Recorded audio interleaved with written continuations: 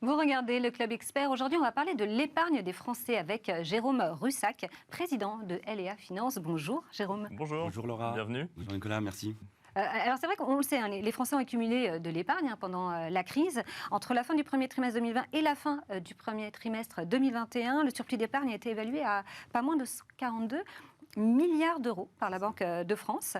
Est-ce que c'est pour autant la fin des problèmes patrimoniaux des Français ? Alors non, cette surépargne, à mon avis, ne doit pas masquer des problèmes qui sont de long terme pour l'épargne des Français. Et mon sujet d'aujourd'hui, c'est cette prise de conscience qui doit intervenir. Je communique beaucoup sur une forme de tenaille qui va venir enserrer les cadres français, les professions libérales, les chefs d'entreprise. Cette tenaille, ça va être quoi ? Ça va être une pression par le haut avec moins d'accès aux prestations sociales, sans doute prestations de santé, à long terme des problèmes de retraite, et puis par le bas une augmentation des impôts, des taxes. Problème de retraite, ça veut dire qu'on va devoir partir encore plus tard que ce qu'on imaginait ?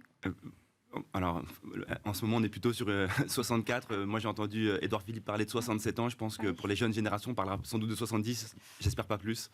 Oui. Mais voilà le sujet. On a vu récemment que les cadres avaient moins accès. Il y avait une dégressivité pour les allocations chômage. Donc tout ça sont des sujets qui doivent sensibiliser nos futurs clients et investisseurs. Donc on vous sent assez peu optimiste sur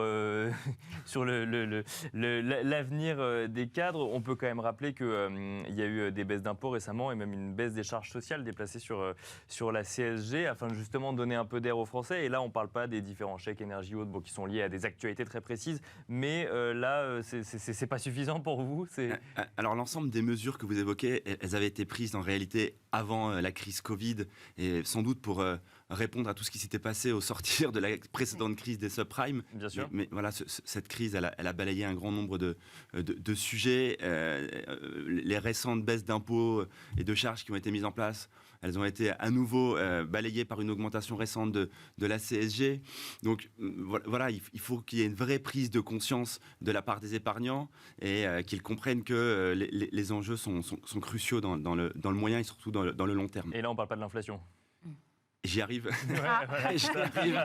J'y arrive. Et voilà, cette inflation, alors aujourd'hui, elle est principalement dans les énergies et les matières premières. Mais clairement, alors je ne suis pas l'expert en la matière. Est-ce qu'elle va être présente à court, à moyen, à long terme ? Mais on sait qu'elle va être là. Et voilà, elle va se retrouver dans l'ensemble des prix. Et on n'est pas sûr que les salaires vont suivre immédiatement. Donc voilà, cette épargne, il va falloir s'organiser, on va dire. Alors, OK, là, pour votre constat, il y a aussi cette tenaille que vous avez évoquée qui va mettre sous pression le patrimoine et l'épargne des Français. Du coup, concrètement, qu'est-ce qu'il faut faire ? Il faut aller voir des spécialistes, des professionnels du patrimoine. Il y a de nombreux acteurs qui sont là pour vous conseiller, pour organiser votre patrimoine, pour créer du patrimoine. Alors, c'est pas simple de s'y retrouver. Généralement, on parle de gérer du patrimoine. Créer du patrimoine, là, tout de suite, c'est plus complexe, non ? Alors, même avec quelques centaines d'euros bien placés par mois, on peut se créer du patrimoine en mettant 100, 200, 300 euros par mois. On peut aller se créer du patrimoine, notamment via de l'immobilier, via de l'emprunt. Donc c'est un bon moment pour aller réfléchir à tous ces sujets et voilà, ne pas rater le coche de cette reprise qui est en train de se mettre en place. Et concrètement, si une famille de cadres, mettons, puisque c'est un exemple qu'on prend depuis le début, veut mettre de l'argent de côté régulièrement et en espérant se constituer un revenu complémentaire pour sa retraite, parce que c'est un sujet, et ça va rester un sujet, comment on fait ? Alors, ils sont face à un marché qui est aujourd'hui un petit peu établi. Il est tenu depuis de très longues années par les réseaux bancaires, les assureurs, mais ces réseaux sont un petit peu vieillissants. Ils ne sont pas encore tout à fait adaptés aux nouveaux usages et donc aux attentes des investisseurs. Il y a une réponse très forte digitale. On parle beaucoup de fintech dans nos métiers, mais aujourd'hui, je caricature un petit peu, mais c'est une forme d'ubérisation du patrimoine et ces gens-là disent pour l'instant, venez investir chez nous, on est les moins chers, mais voilà. Et il y a aussi des conseillers financiers, des conseillers en patrimoine, et voilà, c'est pas simple de s'y retrouver. Alors justement, sur Smart Patrimoine, on reçoit de nombreux acteurs et beaucoup de conseillers financiers. C'est pas si simple pour un particulier de trouver la bonne personne. Alors oui, clairement, il faut trouver un acteur qui va être capable, en réalité, d'interagir sur l'ensemble des marchés, que ce soit des marchés financiers, des marchés immobiliers, de comprendre les enjeux fiscaux, les enjeux successoraux, patrimoniaux, de manière très large. On parle dans notre métier d'être ouvert à 360 en architecture ouverte. Donc, Voilà, tout ça n'est pas simple pour l'investisseur de s'y retrouver et des gens comme nous travaillons, j'allais dire, au quotidien pour leur apporter des solutions et se former et aller chercher d'investir pour leur apporter les réponses les plus intéressantes pour eux.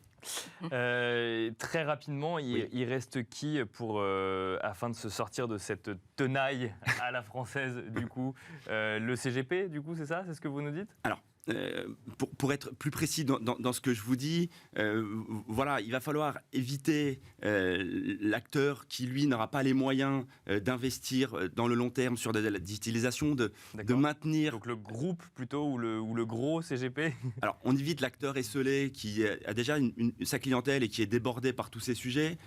Les grands groupes aujourd'hui, il y a une tendance, ils sont soit filiales de groupes bancaires, soit il y a des fonds de private equity qui ont investi chez eux et du coup ils vont avoir un modèle qui va être pressurisé, ils vont aller vers de l'industrialisation et donc ils vont sans doute perdre avec le temps en valeur ajoutée.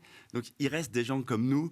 Je dis souvent que nous sommes un petit peu comme le village gaulois d'Astérix au milieu de cet empire romain. On résiste et on est là pour apporter de la valeur ajoutée à nos investisseurs et trouver le meilleur dans ce monde. Merci Jérôme Russac. Je rappelle que vous êtes le président de L&A Finance. Merci pour ce constat pas très optimiste quand même sur l'épargne des Français. Mais bon, il reste des solutions. Merci à vous également, Laura, de nous avoir accompagnés sur cette deuxième demi-heure de Smart Patrimoine. Merci à vous également de nous avoir suivis. Et je vous donne rendez-vous mardi prochain. Lundi étant férié, mardi prochain à partir de 13h sur Smart Patrimoine.